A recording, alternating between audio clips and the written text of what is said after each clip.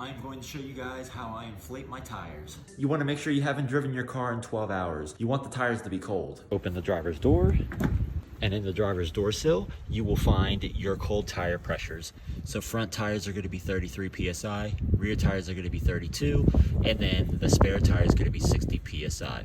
This will vary depending on your vehicle. Now, if you don't see that label in your driver door sill, most likely it's either going to be in your glove box or it's going to be in your owner's manual. You're going to need a tire pump and you're going to need a tire pressure gauge. For each tire, what you're going to do now is you're going to go ahead and take the valve stem cap off. You're going to take your tire pressure gauge, turn it on, make sure it's set to PSI, and then you're going to put it in, take it out, and we are at 30.9, and we need to be at 32 since this is my rear wheel. To pump the tire, we're gonna go ahead and plug in our tire pump. We're gonna find our 12-volt port, cigarette lighter, plug it in there, and now we're gonna turn our ignition on. Find our tire pump connection, and we're gonna plug it right into the valve stem. Make sure it's tight enough to where you don't hear air coming out. And now we're gonna go ahead, power it on.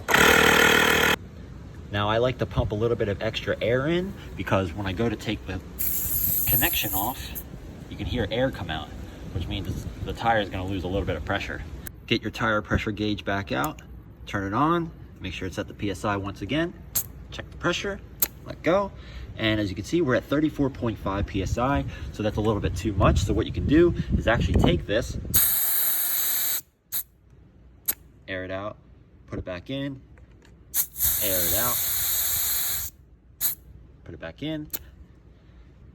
All right.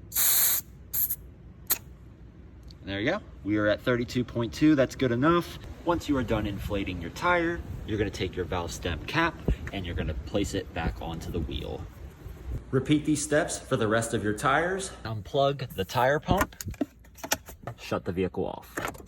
Now, if your vehicle is equipped with the tire pressure monitoring system, TPMS, and you still have a tire pressure light on, you probably need to go in and reset it. Likely, that tire pressure reset switch is going to be in your glove box, underneath the steering wheel, or you might need to go into some menu in your vehicle to go and reset it. In my case, my Subaru will reset it automatically after driving a couple miles. If the TPMS light is still on even after trying to reset it, chances are the TPMS sensor batteries are dead and you need to have them replaced by your mechanic. And that's how I check and inflate my tires.